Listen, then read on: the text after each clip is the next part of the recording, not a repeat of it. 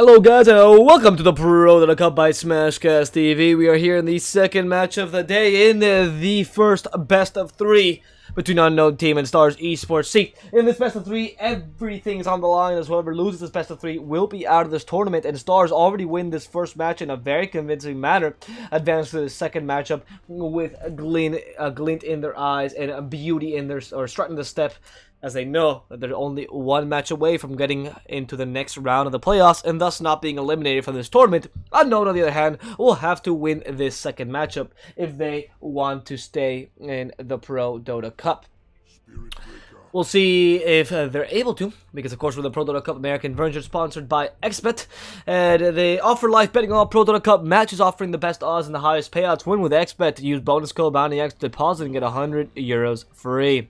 Now, looking into this draft, before we do so, actually, let me present myself. My name is DSwordfish. I will be your caster for today. Hope you enjoy the cast as per usual, and let's see what the draft is looking like.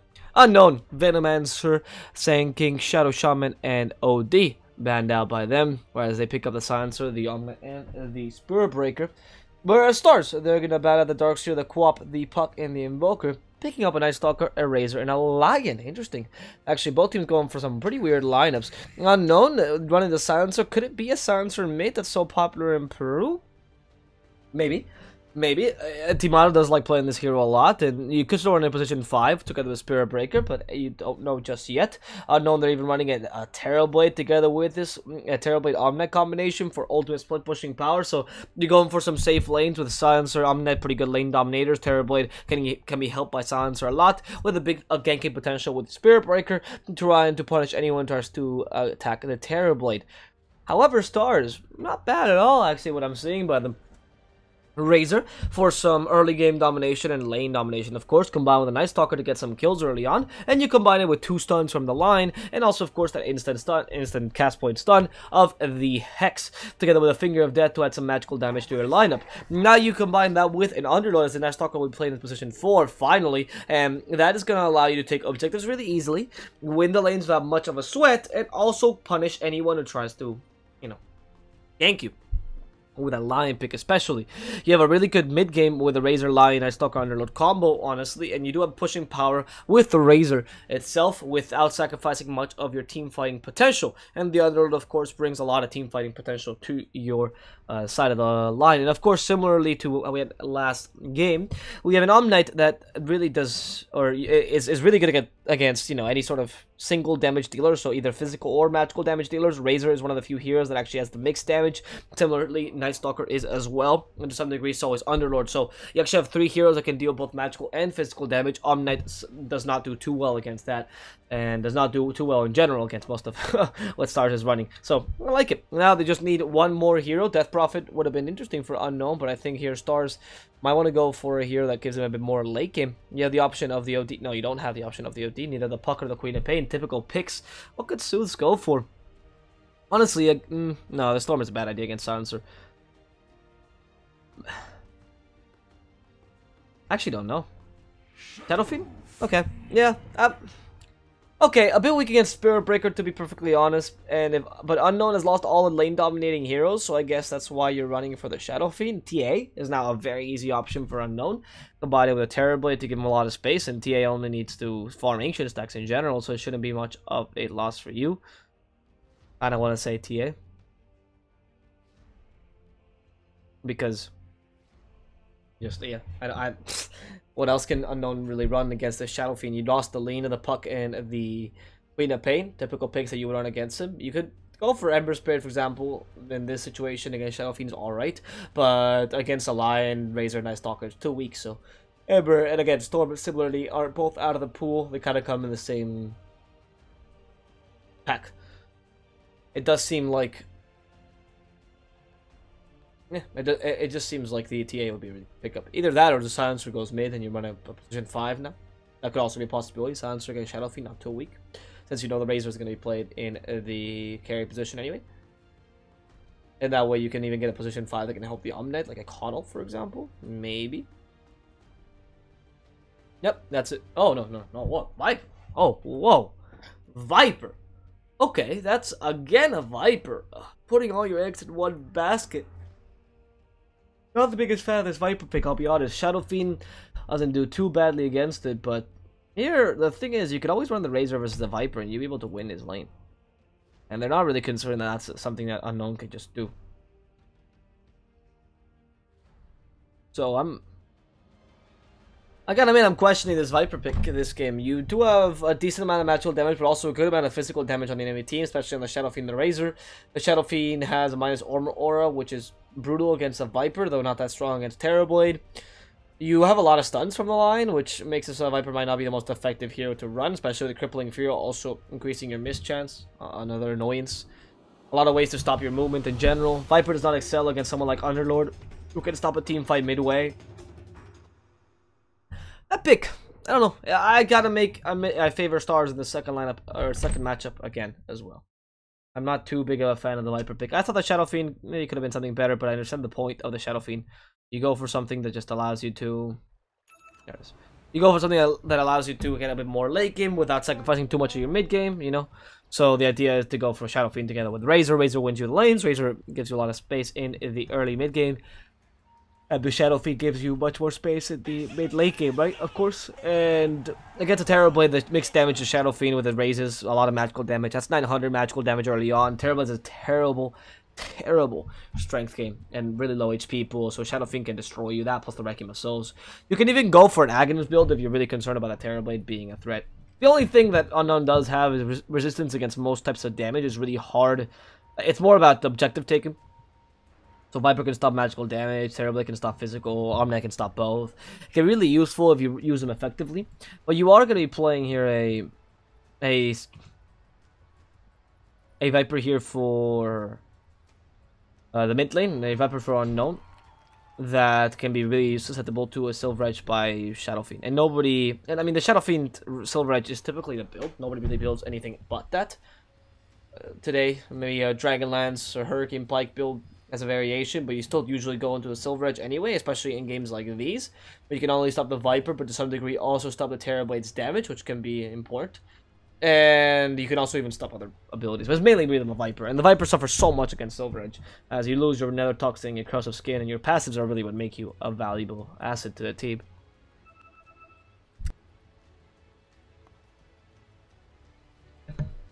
On top of that, you get the Razor being able to win the lane no matter what against an Omnight, and Omnight won't be able to farm like he did last time, so Sword will have an even harder time of trying to get back into this match.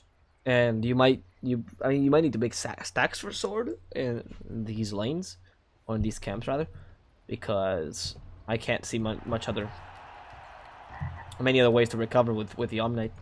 Meanwhile, Unknown.xiu able to deal a lot of damage in this lane, especially with that, or like, look, that's level 1 Firestorm. The Atrophiora can be quite annoying to a Terrorblade that has a pretty decent base attack damage, but doesn't usually like going for Quelling Blade, so that's a thing. Yeah, you can fight him decently, I suppose. Your armor is also pretty good as Yavs, and you have a lot of tankiness, so chance of a Terrorblade killing an Underlord is really rare, especially because you are the team running the line, not the enemy, and so at best you're going to be able to harass him out of lane, but Underlord should still be able to put a lot of pressure with the Firestorm, which doesn't deal that much damage, to be entirely honest. Because of the burn being a percentage damage, and against Terrorblade it's not really that big a deal. But, you know, it's still 25 damage over 6 waves, depending on how you put it down. If the Terrorblade stays too long to try to farm it, you could push him out of lane to some degree. And you also have the ganking of the Night Stalker this time, which is also a pretty effective hero against the Terrorblade. Terrible small gank idea, by the way. Don't ever go slow to high ground. Much better to have taken this route, for example. Or, like, around this, because actually it's really hard to I'll go low ground. It's just this, maybe. Actually, with the tower being there, I think that would have been an okay idea. If someone was there warding, you would have caught him out anyway. So I see what the point was. Yeah, maybe I was a bit too hasty about the whole terrible. It's too strong a word. Questionable at best. Right, Lion might be killed here. Really easy to gank him in the early game. Even with an Earth Spike, shouldn't be able to do much against what the enemy team is putting out. Our stars know something is up, and Wab the Creator might just lose his life here. He does go for the rune. There's 5 there. Does not entirely see this. Static Link already to steal some damage off this Spirit Breaker. Will lose his bounty rune, but Unknown will lose their own as Yavs decided to take the enemy team's safe lane rune, knowing that he's a pretty tanky hero anyway. So in the end, you don't do too badly. I mean, it's an offlaner. Both teams get an offlaner and mid lane rune. Both teams get 2 runes anyway. Should be perfectly fine. I hate the fact that, yeah, it's a variable HUD. We'll do like this. It's a little bit easier. Looks cleaner in general. There's a Spirit Breaker, comes into Soothes. That's a charge, but no Greater Strike or Greater Bash, meaning that you don't really have the necessary damage. Gian will, or Ned will stay in this mid lane just to secure some lats for Soothes. Did not go for the typical Clockwork Shadow Fiend, which is probably the only way Shadow Fiend is played nowadays. Which means that he's not going to have the easiest of lanes early on. And now, in this bottom lane, Wob just trying to harass Sword out of the lane. I mean, it's pretty clever. The Unmet really does rely on lane domination to go for that Midas build, especially if you do want to go for it. And a Sword tends to go for it. So, by going for a Razor that can actually crush him out of lane, you can take this this offlaner's effect out of the game. And he doesn't have the best recovery mechanisms unless you yourself go for things like, for example, stacks, like we were talking about earlier. And look at Ned, actually putting a lot of pressure into this Viper. A huge amount of physical damage onto Viper, by the way. Ned in the early game is or Night Stalker in the early game, rather than just Ned, is a really strong hero in terms of offensive capabilities. A good base attack damage, high armor as well, so you can dive towers, high HP, so you can do the dive towers again, and a pretty good nuke in the Void. So it's not the easiest hero to lane against, especially because they're securing this lane a lot, and in the top lane, they're forced to secure the lane against the Underlord themselves. He hasn't gotten any last hits, but he can harass the Terrorblade ever so slightly. And now we see a charge going to the mid lane. This is a surprise charge. There's no Night Stalker to help him out. I don't think she's able to see this. Is there a Greater Bash? There is not. So Soothes should be okay. How much damage do we put out here? Only a Poison Orb. In comes Ned. Back again. We see Stars actually winning this mid lane by a lot, and you're taking away the Viper's farm potential. Whereas the Shadow Fiend is a flash farmer to some degree, meaning that he can just easily take camps that have been stacked for him and recover from a bad early game, and really doesn't matter as much if he loses the early game. Whew, that was almost dead of Viper. The Viper does not have that capability and relies much more on winning that lane. And now Sword in the bottom lane also being harassed. That Link only level 1 though. Interesting, he went for Unstable Current to get more things. And in the mid lane, actually, they killed Soothes. Wow. I was looking at the bottom lane, they actually rotated pretty well. Jericho coming in, and they killed Soothes in this middle lane, putting a lot of pressure onto Stars. That's exactly what Viper was looking for, to even out the lanes. A bit of lane domination by getting a kill.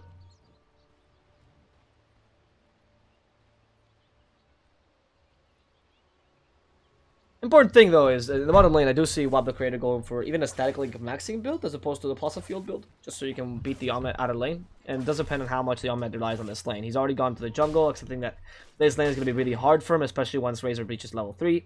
And with the Iron Talon, he's doing okay. Honestly, you're not taking advantage of the on-night pick too much, but you're also not going to leave him be a non-performer this game. Now Yav's in the top lane, probably going to go down just to Terrorblade's damage, more silence, more intelligence for the silencer, and well, that ends up being Stars not doing too well in the early game. And Ned seems like wants to turn this around, try to get a kill on the Viper at the very least, but Viper already level 4 starts to be a force to be reckoned with. Even Ned can now find him. In fact, Viper can just DHZJM is just destroying him every time he tries to harass him.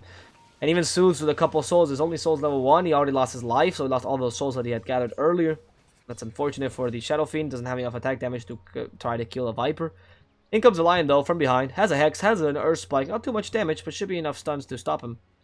And there's the gank from Gian, actually comes the smoke. Soothes will not see this. Greater Bash also available, and probably gonna go down there. There's a Void onto the Viper, it's a Fairy Fire. Soothes surviving this, in comes Lokin 6 from behind. They still want to kill Viper, they have the Hex, all the damage coming out, and they will destroy the enemy mid laner at the expense of the Lion himself. Ned might also be losing his life here. No, he will survive because nighttime just got there. They actually timed this perfectly. And in the end, that Viper will go down at Lion's expense. That's not that bad, honestly, for Stars. Killing the Viper is very important in this mid lane, and you also give a little space to your Shadow Fiend. He was still forced to retreat, though, back to base, so he cannot take advantage of the space that he got in the lane too much, and you can see the Viper now recovering into the last hits, as you can just TP into lane and get advantage anyway. However, you do see the Razor. I mean, the Razor is going to be a much bigger impact hero coming in the mid game, even if he just does decently in his lane, so that's going to be a force to be reckoned with later on. Yas going down in the top lane, as Gian can just gank him, double damage even gathered by the Spirit Breaker, and this destroys him.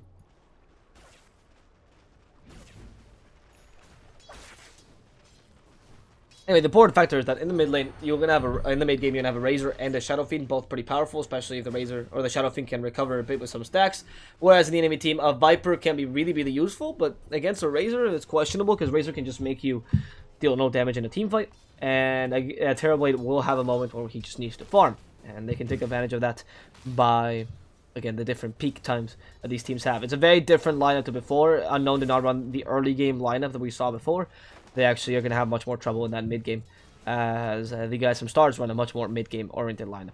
And of course, leaving the Night Stalker off is really important. That Night Stalker can be really effective, especially played at the position 4. I would even argue that's more effective, or position 5, no, position 4, because Lion is position 5, yeah. I would even argue it's more effective than an off-lane Night Stalker.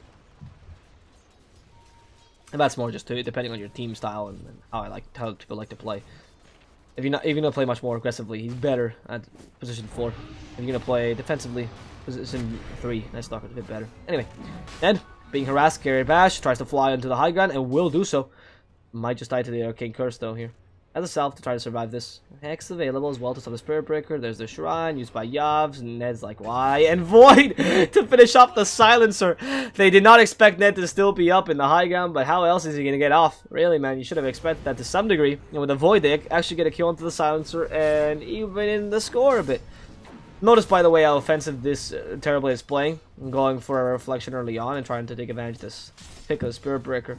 Whenever this Underlord the Underlord tries to come near the lane, you punish him by just murdering him with reflection, and of course the charge. Yavs can't TP in time, will be stunned and destroyed by the Metamorphosis. And it's been a consistent kill per Metamorphosis almost every single time, so that's going really well for the Underlord. Alright, in they go, Loken 6, careful. What's the Courier doing? What's the Courier doing there? Viper Strike is not going to finish him off. Actually, Corrosive Skin might, and that last tick from Corrosive Skin, level 2, is already enough to kill off this line. And that's why supports have such a hard time ganking the Viper. You don't want to face him in lane. And so with the Soul Ring is actually getting a bit more lane domination, finally. Whereas the Aquila will be coming out onto this Razor himself. Reborn in the top lane. Ned joins in. Yav's also here, but doesn't have any Pit of Malice, so I don't know what the point of this is, frankly. But there is no point. There's a ward up here, and they just pinged it. So that's pretty good, actually. I don't know how they noticed that, but that's pretty good. Whereas in the middle lane, to try to give some more space to the Shadow Feed by ganking other lanes, not a bad idea. Trying to put a lot of pressure in the bottom and top lanes, respectively. As that way, Sooth can at least farm as best he can, because he is faster at collecting souls and lane creeps and whatnot than other heroes. Oh no, Sooth's trying to go for the rune. Not only was it the wrong rune, but he's going to get punished for it. There's the Greater Bash, a second Greater Bash, a third Greater Bash. No need for it. They don't need it. And Sooth will just sacrifice himself. Here comes Wob the Creator, though, trying to get a kill onto Jericho at the very least. Maybe on the Viper. Yep, that's a much better kill. They can't kill the Silencer in time, but at least will murder the Viper. So it's a mid for a mid. However, all the gold is split among them, which is not what they were looking for entirely. But Unknown will be losing their Stars will be losing. No, yeah, Unknown will be losing their mid laner anyway. And the more you kill the Viper early on, the less gold they can get early on, the more you decrease his impact in the mid game. It's very important to try to crush him as much as possible, because again, he doesn't have any recovery mechanisms, so it's the whole point is to try to punish him and try to play against that. Now, Ned, being stopped by Gian, could have avoided him to stop the charge, but chose not to. Rather take the hit. Okay. Rather than lose mana. We're seeing Unknown really start to pull ahead, especially with a Terrorblade. You know, 1k gold difference already in the favor. The Omnid is also doing pretty well compared to the Underlord. I'm surprised, actually. The Razor's not playing that aggressively. There's the Hex, though. Now the aggression starts from the Razor. Guardian Angel's not available, and he's going to lose a lot of damage. Sword going to try to TP away with a Repel. Do they have enough damage? They don't, actually. Even the last hit from the Lion won't do enough. But in comes Gian, wants to fight against this Lion. The Airspike is still available, though. So what are you doing, Gian? Wob the Creator still has a lot of damage, and Gian will sacrifice himself for this kill onto the Lion.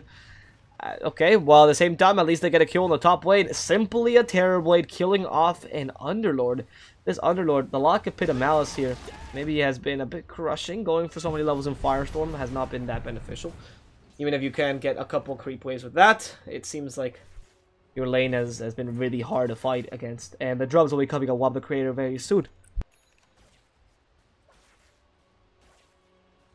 Also, while the Creator knows he's being charged, or should know he's being charged, because you can see the little animation for Unstable Current. So it shouldn't be a surprise that this, Spirit Breaker is coming by. He just calculated that perfectly, waited for the Spirit Breaker to come by. He had vision anyway, without wards, so I'm around this area, and just backed out.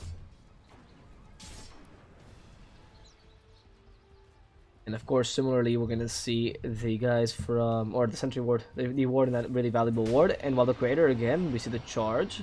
That's a static link, though. Is he going to use it in time? He won't. Actually, Arcane Curse hits him a bit too early. It's last word as well. Static link, yet not used. Magic Stick still available. Should be able to tank this up entirely. And there's the counter attack going on to the Omnite. He's been hexed, destroyed now by the Razor. Way too much damage to the Plasma Field level 4. And he will be getting that kill onto Sword. However, Viper wants to rotate in. A TP from the Razor will save his life from this possible aggression. And now the objective is to go on to Soothes, charging him in the middle lane. But he's a Haste Rune, and that's surprised. Haste Rune might put them, or might, well, just destroy Unknown. There's the Haste. Oh, outrun John. Can't actually. Even taunts while he runs. That is ballsy. That is ballsy, Soothes.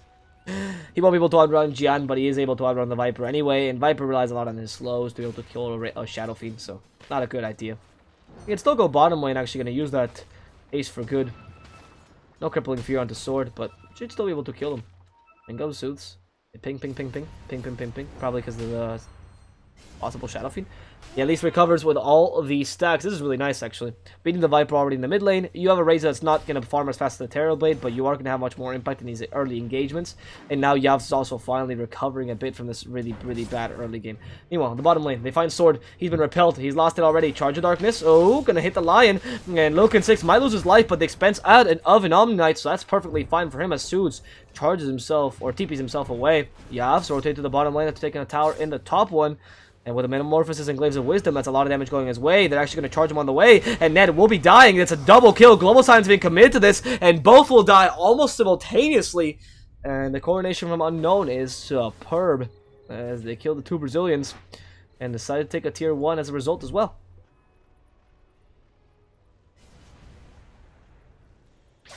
Let's see. Meanwhile, on the bottom, on the mid lane, the Razor.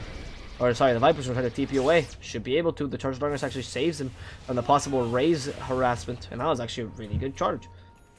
And Razor only stole 94 damage. Not the best. He's not level 10 either to get the 15 agility. Very, very valuable to get the 15 agility so you can push towers a bit more efficiently without relying so much on your static link damage. However, Soothes already grabbed his, or should be able to have his Dragonlance very soon. With a Silver Edge coming up shortly as well. That Dragonlance gives you a lot of stats that you very desperately need early on, especially against Spirit Breaker that charges you constantly.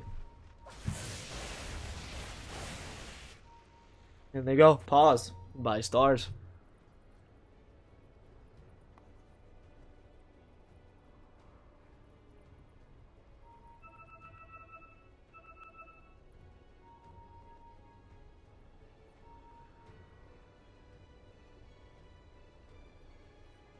Well, let's see.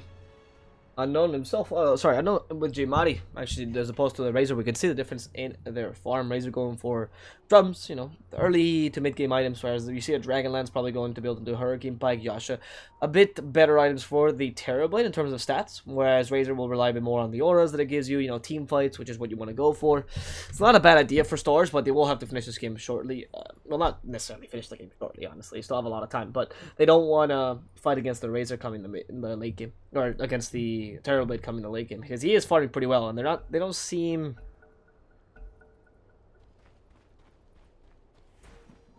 like they're doing their job properly there.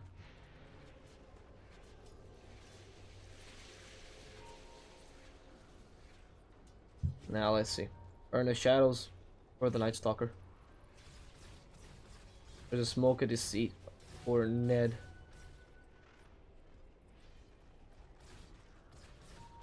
And we'll have the creator. The objective would be to try to kill a Silencer or the Viper here. There's the Viper starting to attack while the creator. Nope, nothing.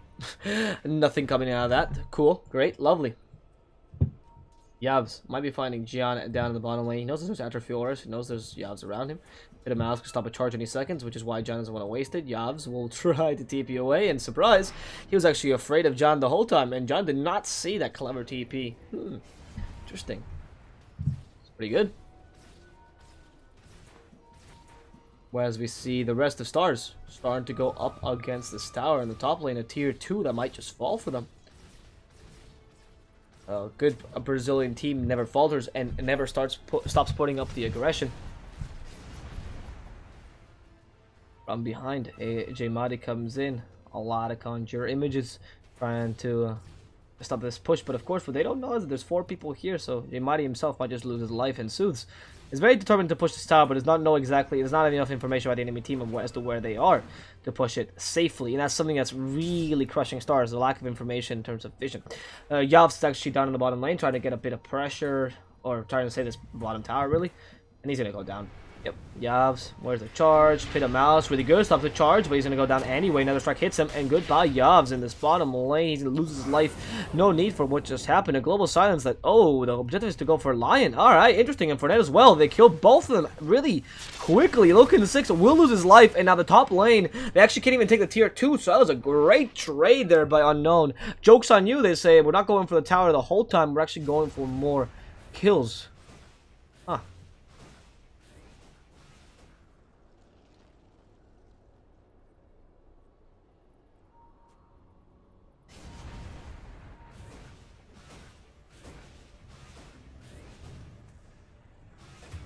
And well, the Razor in the mid lane will also lose his life.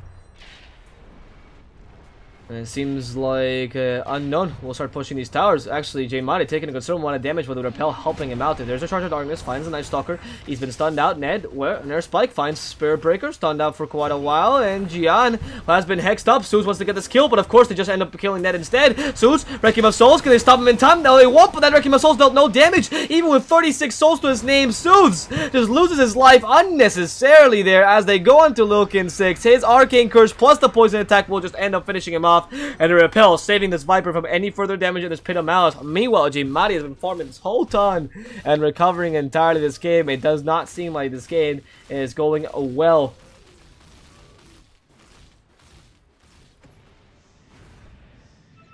It seems like this game is not going well for Stars whatsoever. After that first game in Brazil, they seem to be losing a lot of potential. Unknown completely crushing them. They're much more confident in the second game. Not as tilted as well because they have a 300 ping. And that's definitely influencing.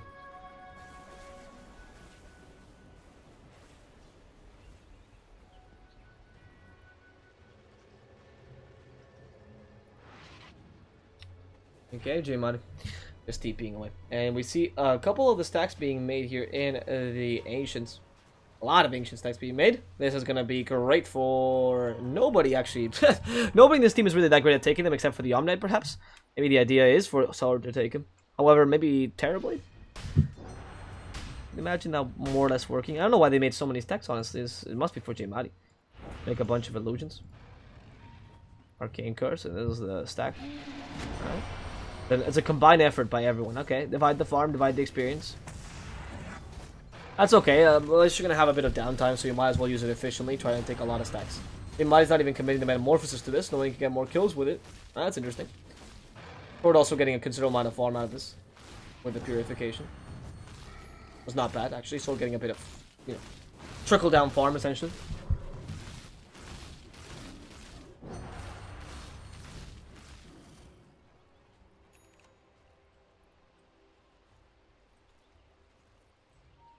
No. Burberry coming in with the Charge of Darkness, not finding anyone.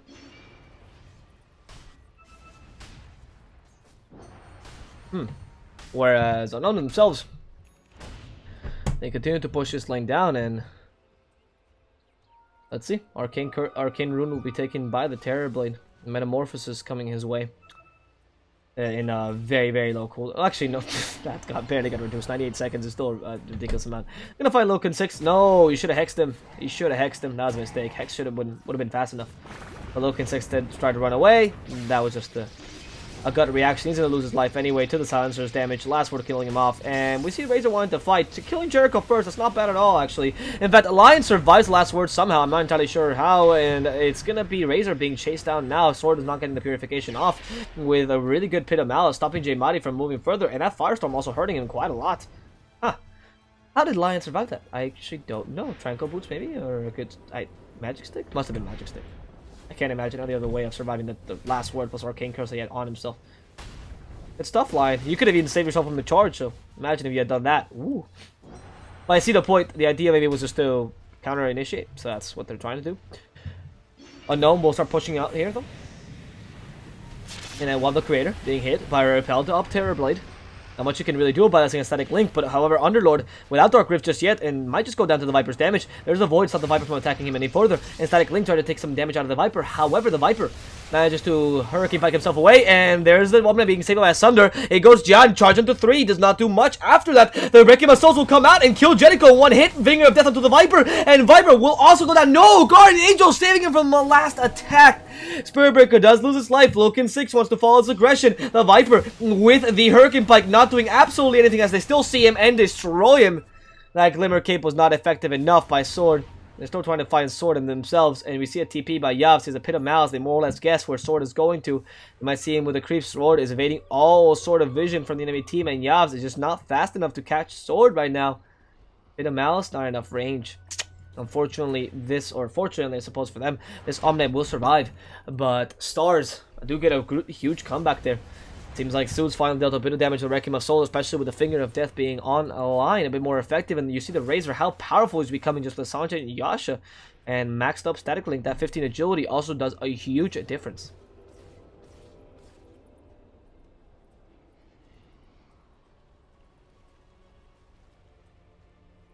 And we'll see. We'll see if the guys from Stars end up coming back into this engagement, because after all, Terrorblade is really the only force to be reckoned with. But if they manage to kill him off like they did last time, that was fantastic. All you need to do is get a good Pit of Malice, a couple roots, maybe Lion using his stuns more efficiently. I wouldn't mind seeing Lion using his stuns like Blink Dagger, for example, a bit better. That would be a bit more ideal.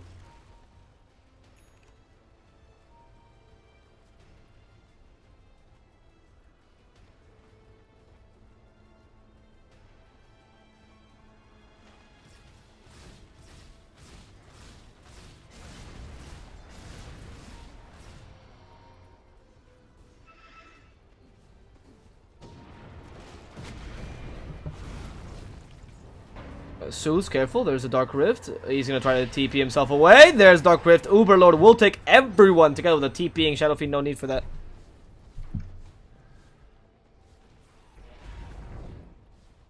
And with that, the guys from Stars will not be taking any losses there. That's finally the first good use of Dark Rift.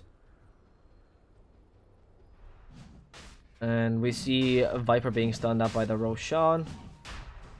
Ned coming in, finds the Viper. Arcane Curse is also onto Ned. There's a Plasma Field just trying to harass him out of the Roshan. It's a pretty late, or sorry, it takes a long time to take this Roshan, so it's not the easiest of things to do.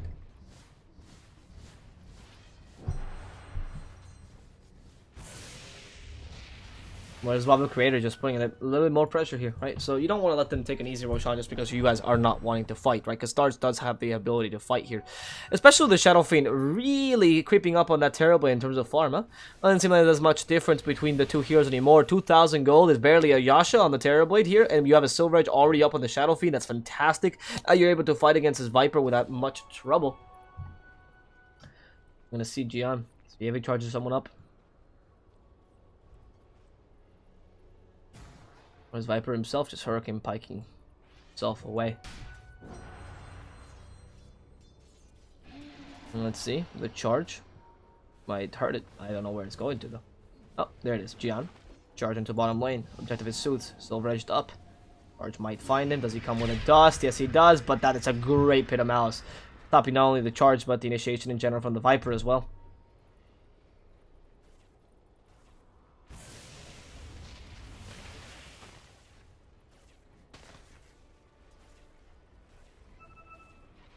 And for now, Unknown will just be continuing their farming patterns, really. They don't really want to put too much pressure while the guys at Stars are really heavily defending this Roshan. Not a bad idea. He went for the extra cast range. Interesting. Usually against people like Viper, Silencer, Spirit Breaker, and even Terrorblade, actually, the cast range or the extra unstable current damage is much more valuable. But I can see the point of cast range to increase your static link. Because it does increase... Shouldn't increase the break distance, though, technically. Yeah, that's a little mistake about it, but well, we'll see. We'll see if that's the case. Technically, I don't know if that's still bugged, but technically it shouldn't increase the break distance because break distance is independent from cast range.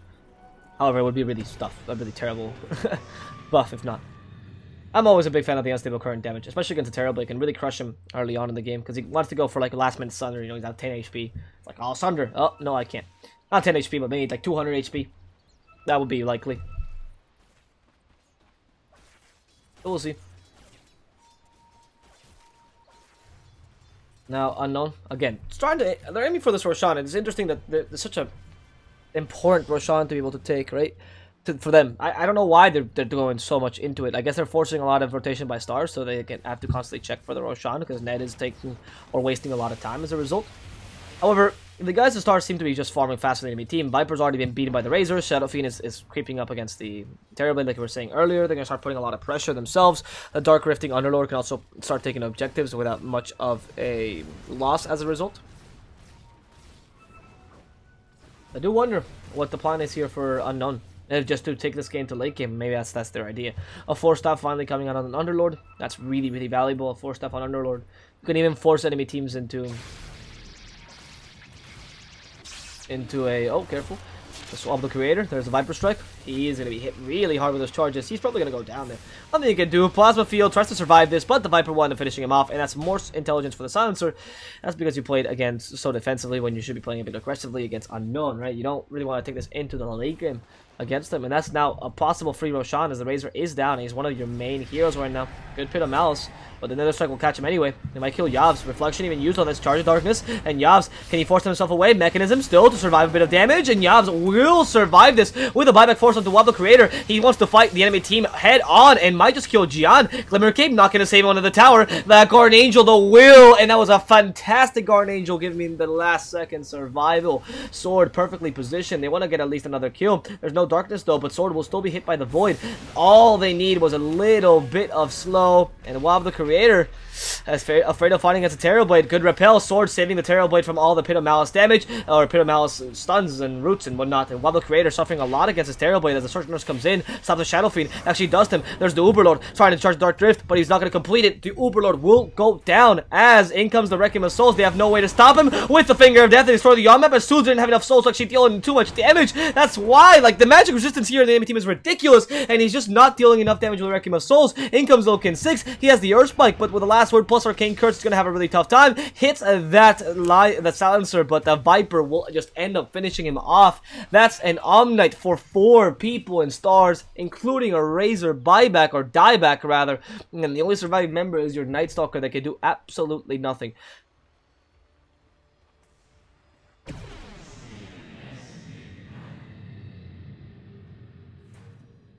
Don't know what to say. That was a tough thing to stomach. Let's see. Unknown themselves. Jian coming in. He's been unsightly. Oh, there's the Pit of Malice. You also get a bit of damage from that Firestorm. In comes the Spirit Breaker. Void onto him. Nope, he's going to charge himself away. Ned not going to find Jian in time. He has a Void. No, he just can't stop the TP. And you see the fact that, really, for stars,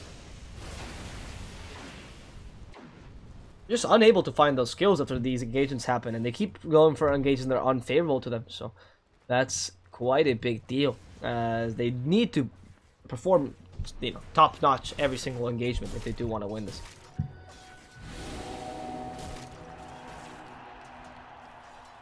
It doesn't seem like they're having too much luck with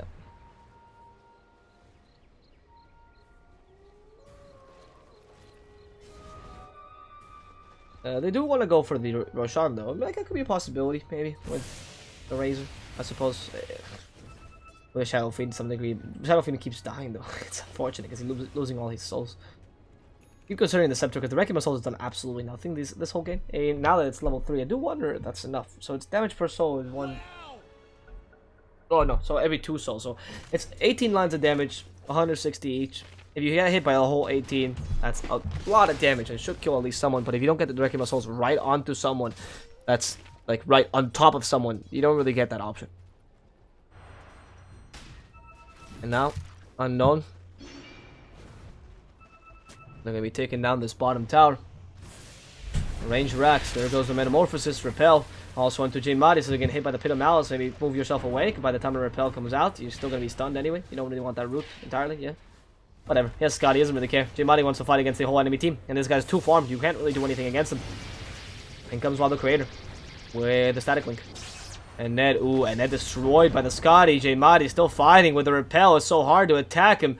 And they keep going onto these towers. Look at J-Madi's pushing power go. Metamorphosis is way too hard. And they want to use an Nether Strike. They just heard it, but couldn't complete it. There's finally onto Wobble Creator. They want to kill the Razor a second time. Global Silence, so he can't use any more spells. And that's Razor going down. Similarly, this poor Underlord is also going to lose his life as J-Madi proceeds to go onto the melee racks, losing a lot of HP on these melee racks. Broken Viper has to run away. Wrecking My Souls dealing a lot of damage. J-Madi, though, coming with the Guardian Angel and destroying both the Night Stalker and now almost killing off Suits. J-Madi loses the Metamorphosis, but he's okay with this. The GG, well played, will come out from Stars. And the Brazilian team will lose a second engagement to Unknown, making it a 1-1 so that it's anyone's game.